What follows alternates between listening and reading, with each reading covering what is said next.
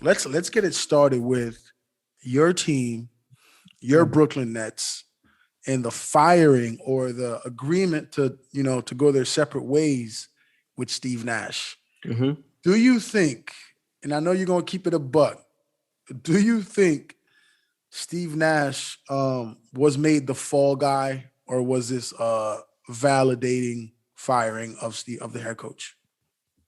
Both, both.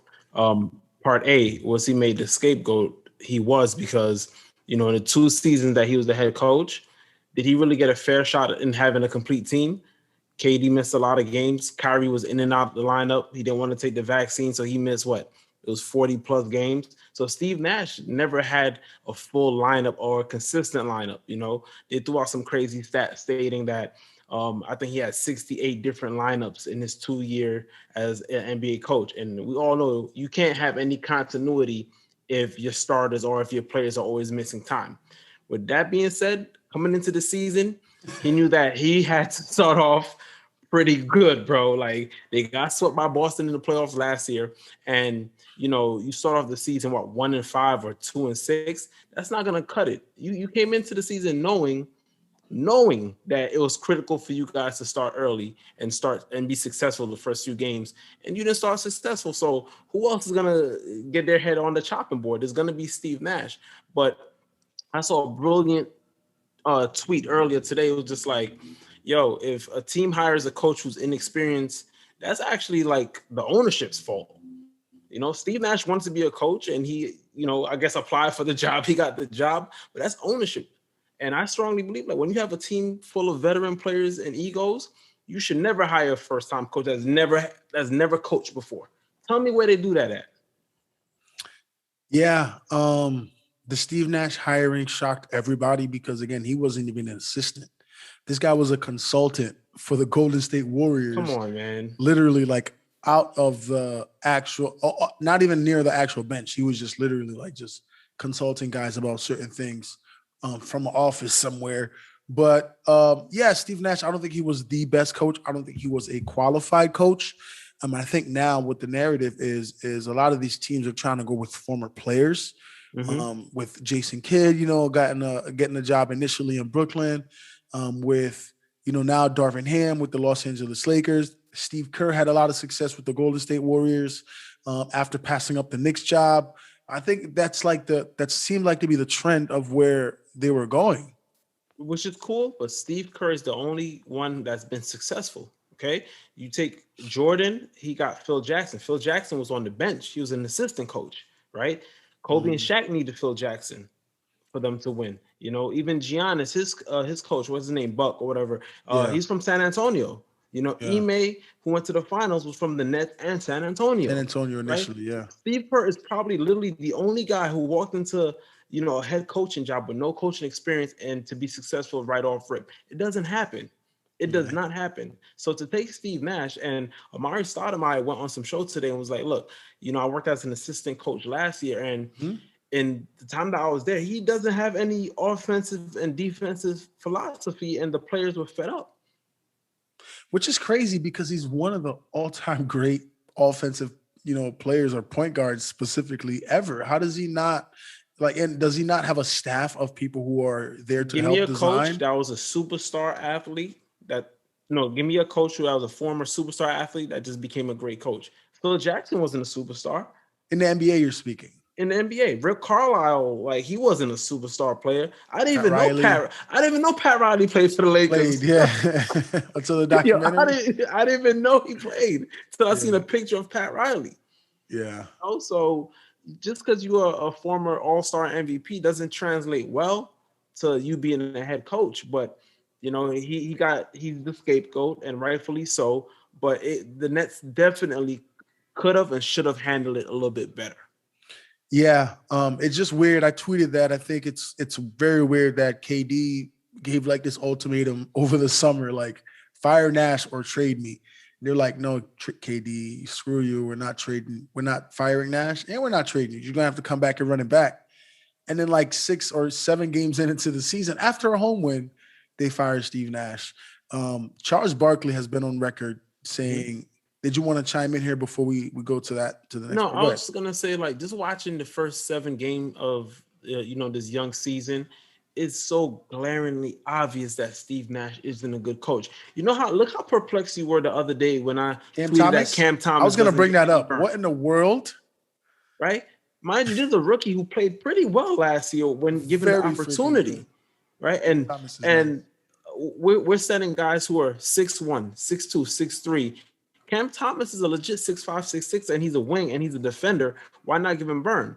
So these little things that you'll see that Ime is probably going to switch around if he gets the job, but these are the things that cost Steve Nash his job, bro. Yeah, I think from what I've heard from major sports media, I'm talking about the likes of JJ Redick, the Mm-hmm. likes of Charles Barkley, and Shaq. They don't think Steve Nash is a great coach, as Mm-hmm. neither of us do, but they think more of the blame should be on the stars of the team that are not able to make it work. I mean, these are two superstars. Kevin Durant is a bona fide superstar. Kyrie, you can say he's a superstar based on his accomplishments and Mm-hmm. him having a title and him just being a freaking great player. Mm-hmm. How is this so bad in Brooklyn, bro? Like I get it, offensive philosophies, defensive philosophies. These two guys off talent alone with a pretty good roster. Going back to my original point though, look at the history of the NBA. Jordan needed Phil Jackson. We didn't say, yo, Jordan, you're this hell of a player. You should win with any coach. Kobe and Shaq needed Phil Jackson. Tim Duncan and these guys were lucky to have Greg Popovich. Mm-hmm. LeBron needed a good coach in Miami, a steady coach in Eric Spoelstra. Mm-hmm. Like you need good coaches. Like it doesn't matter if you're an all-star MVP. At some point, coaching does matter. I guess your guys are learning that now because they said they not I even mean, Greg Drum, but they definitely. Do you think Ime Udoka is the right guy for this job? Like all things considering. yes, because of one reason. I didn't watch this guy in Boston. He's not scared to tell you like how it is. I didn't see him getting Grant Williams' face and be like, yo, you're a bum. Stop doing that, bro. Like he yells at Grant Williams every game, And what people don't realize, I mean, Boston started off slow last year. Grant Williams ain't Kevin Durant though. Dude, they picked it up. I mean, do you see Ime's physique? He ain't no little dude, bro. Like, and I'm pretty sure I'm he's talking not about more scared to ego. throw the hands. More ego. You think Kyrie? I mean, yeah, Look, I get he it. was on the net staff. Like the players know him. I'm pretty sure that they respect him, and but yeah, he's like one of these guys who ain't scared to get in players' faces. Boston didn't start off the season well until he publicly called out these players in January. They were bad. They're actually very bad. They were bad. And he was just like, yo, we're soft. We're not playing well. And if we're going to be a championship team, we have to play better. I don't care if you like how I'm saying it or not.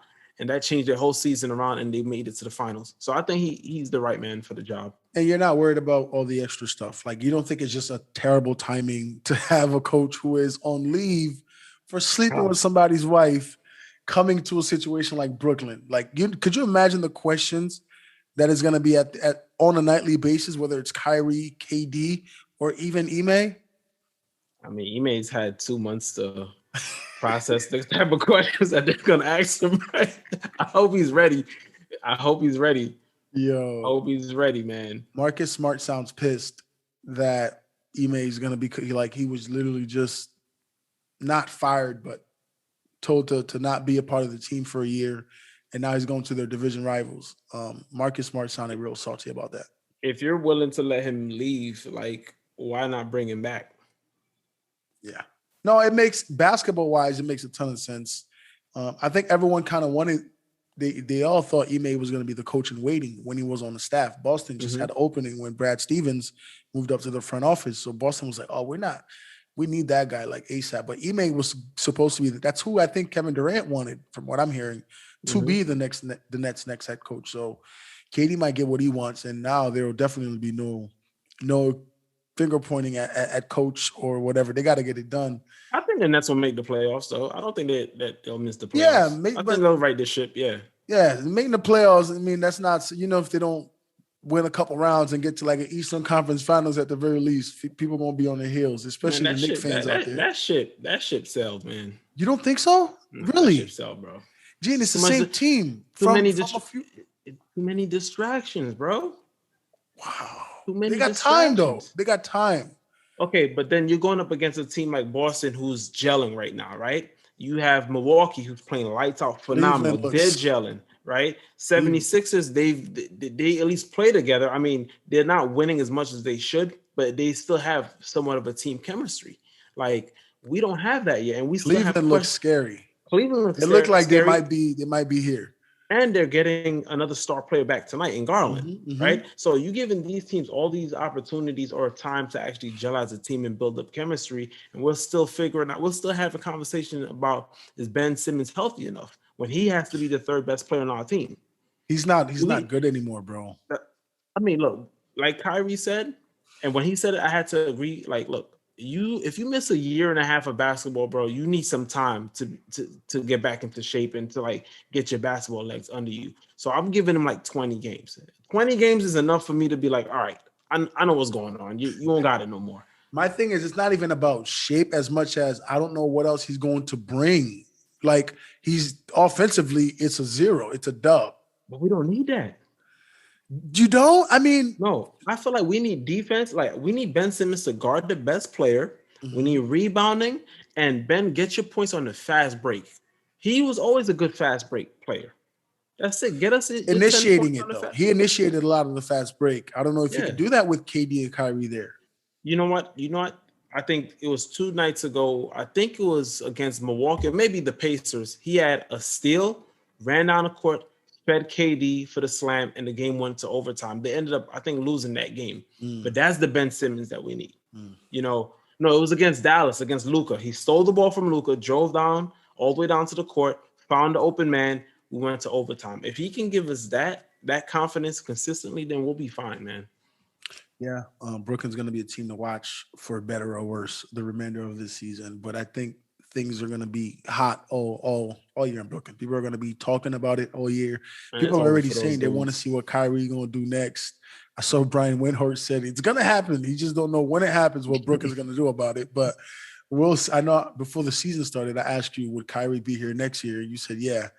I don't know if that's as a free agent.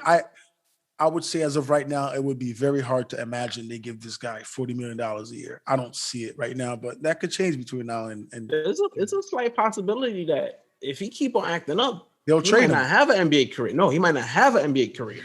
Wow. Because his saving grace is that he plays for an organization that's scared of him. Yeah, and they have Right? Kevin Durant. It's like leverage too. Yeah. Right? What happened when that's gone? Yeah. Sheesh. Kyrie, you're my guy, bro. Let's get right. Come on, man. Play ball, man. Just hoop. You're so good at it. Just hoop. Right? Not to say shut up and dribble. But try to stay out of something that's bringing the team more distractions than it is positivity, because all people are going to do is talk about the Nets in the news for negative things.